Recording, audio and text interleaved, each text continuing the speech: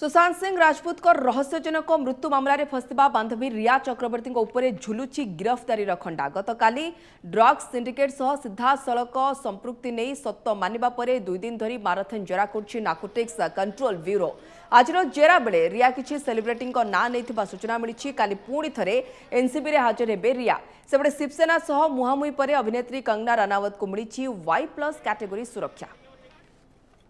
संबंधित कोई भी कंप्लेंट होगी वो सीबीआई को ही जाएगी। इसलिए एक ये साजिश है कि किसी तरह से मुंबई पुलिस को एक्टिव रखने की साजिश है,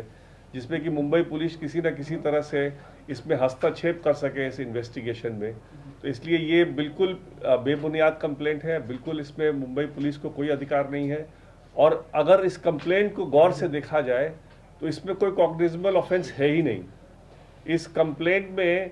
जो इनकंसिस्टेंसी है कि पहले तो कह रही हैं कि उन्होंने 8 जून को ही देख लिया था कि ये प्रिस्क्रिप्शन अगर वो भेज रही थी बहन, अगर 8 जून को ही भेज दिया था प्रिस्क्रिप्शन उनके पास और दवाइयों का नाम भेज दिया था, तो फिर सडनली इनको व्हाट्सएप मैसेज आज क्यों दिखाई दे रहा है और आज क्यों कंप्लेंट कर रही हैं। तीसरी बात कि जो ये गाइडलाइंस की बात कर रही हैं उस कंप्लेंट में, टेली कंसल्टेशन गाइडलाइंस,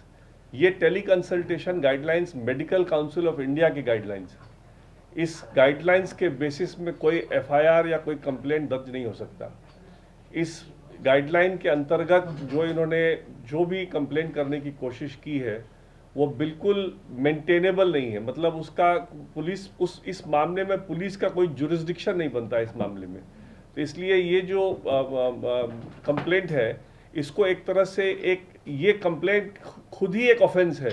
क्योंकि 182 धारा में आईपीसी में अगर कोई कंप्लेंट करता है किसी पुलिस अधिकारी को, उस पुलिस अधिकारी से एक गलत तरीके का इन्वेस्टिगेशन कराने के लिए या एक ऐसा इन्वेस्टिगेशन कराने के लिए जिस पुलिस अधिकारी को जिस पे कोई अधिकार नहीं हो, तो वो भी पनिशेबल है आईपीसी धारा 182 में और 6 महीने की उसमें सज़ा है। इसलिए ये जो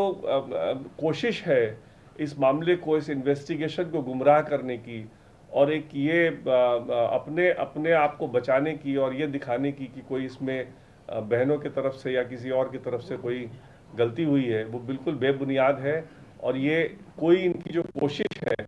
इस मामले को डिफ्लेक्ट करने की और इस मामले को सही इन्वेस्टिगेशन से डिरेल करने की, वो बिल्कुल सक्सेसफुल नहीं हो सकता। और इसीलिए मैंने समझा कि इस बारे में बात करना ज़रूरी है। Today I have been given a complaint filed by Riya Chakravarti in the Bandra police. The complaint clearly firstly exhibits that this is an effort to keep the jurisdiction of Mumbai police alive in this matter, when the Supreme Court very clearly has said in the judgment that if there is any complaint with regard to the death of Sushant Singh Rajput, that also will be investigated by the CBI. So this is a clear attempt to somehow keep the Mumbai police alive in this matter, so that they can do some mischief and ensure that there is the family of Sushant Singh Rajput does not get justice in this matter. The complaint itself has inconsistency, because in the first part of the complaint she says that she had seen that Priyanka was advising him to take some medicine which was not in sync with the prescription that she had got for Sushant, and that is why she left the household. But suddenly in the end of the complaint she says that she has come to know now about these WhatsApp messages. Lastly, this is not a cognizable offense at all for the police to even accept this complaint. This complaint should not have even been accepted by the police, because for any complaint to be accepted by the police, it has to disclose the commission of a cognizable offense. Firstly, this is not an offense at all. This is at best the tele-consultation guideline of the Medical Council of India. And Medical Council of India, and this complaint made to the police clearly is without jurisdiction, because the police has no right to decide whether the tele-consultation guideline has been properly adhered to or not. So in that sense also this complaint is clearly without jurisdiction and without any basis. The whole effort by this complaint actually is an offense by itself, because under section 182 of the IPC if you make a false complaint or if you make a complaint for the police to take action on such a complaint which is not tenable in law, then the person who makes such kind of a complaint is liable to be punished for 6 months imprisonment. So I personally feel that Riya has committed another offense by making this kind of a false complaint before the Mumbai police. Okay ये थिले विकास सिंह के सिंह वकिल जहाँ प्रतिक्रिया आसूला और 8टा बेले ही से कहते से प्रेसमिट करेंगे बोली ये आप शुणुले प्रतिक्रिया एवं रिपब्लिक टीवी प्रतिनिधि अलीशा नायर आम सहित जुड़े होती। अलीशा जी, विकास सिंह ने जो अभी रिएक्शन रखे उससे हमें ये समझ में आ रहा है कि अभी फिलहाल जो रिया जाके पुलिस स्टेशन में पहुंची है प्रियंका के खिलाफ कंप्लेन करने के लिए, ये जायज ही नहीं है। अलीशा जी, हमने देखा कि रिया चक्रवर्ती जो कि ड्रग्स कैटल को लेकर जो पूरा केस एनसीबी के तौर पर यानी नारकोटिक कंट्रोल ड्रग्स के तौर पर कंट्रोल ब्यूरो के तौर पर जो केस चल रहा है, वहां पर रिया चक्रवर्ती को आज जहां पर देखा गया है कि दूसरी बार आज खुद रिया चक्रवर्ती से क्वेश्चनिंग की गई थी और वहीं पर 8 घंटे से ज्यादा तक का सवाल जो है उनसे की गई थी। पर हम देख रहे हैं कि उसके बाद खुद रिया चक्रवर्ती जो है वो बांद्रा पुलिस स्टेशन पर पहुंची थी, जो कि पुलिस कंप्लेंट पे फाइल करने के लिए। वही प्रियंका सिंह, तरुण कुमार जो कि राम मनोहर लोहिया हॉस्पिटल और दूसरे ऑफेंसेस यानी जो फॉर्जरी करने के ऑफेंसेस पर ये कंप्लेंट लेते हुए वो खुद सांता क्रूज के जो है बांद्रा पुलिस स्टेशन पर जहां पर वो पहुंची है और अब कंप्लेंट करते हुए दिखाई दे रही है। पर एक तरफा अगर इस पूरे ड्रग्स माफिया को लेकर देखा जाए तो लगातार जो खुलासे होते जा रहे हैं, फिर चाहे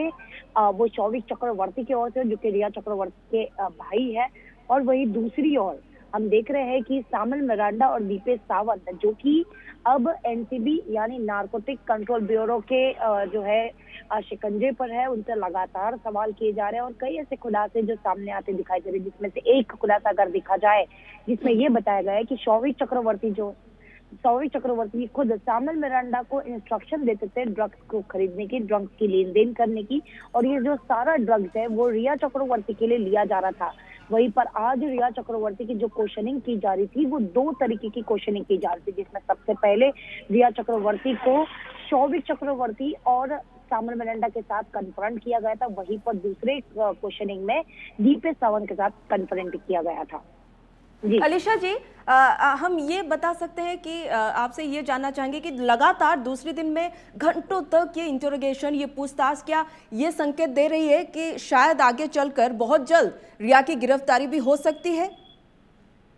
देखिए, जाहिर सी बात है क्योंकि एनसीबी की ओर से 2 एफआईआर जो है वो दर्ज की गई है, 2 क्रिमिनल कंप्लेंट लॉन्च की गई है, जिसमें से 15/20 और 16/20। जो 15/20 है वो दिल्ली के नारकोटिक कंट्रोल ब्यूरो के ओर से की गई थी और उसी नारकोटिक कंट्रोल में जहां पर रिया चक्रवर्ती एज अ प्राइम अक्यूज्ड बताई गई है, वहीं पर इसमें यानी मुंबई में जो 16/20 में जहां पर केस रजिस्टर किया गया मुंबई जोनल यूनिट पर, उस पर लगातार जो जांच चल रही थी, जहां पर शौविक चक्रवर्ती को सबसे पहले पूछताछ की गई थी और शौविक चक्रवर्ती की जो पूछताछ है वो करीबन 10 घंटे की पूछताछ की गई थी। उसी पूछताछ के बाद हमने देखा कि शौविक चक्रवर्ती को गिरफ्तार किया गया था। साथ ही उनके शख्स है, ये उनके साथ यानी सुशांत सिंह के जो हाउस मैनेजर थे सामल मिरांडा, उनसे भी उसी घंटे के यानी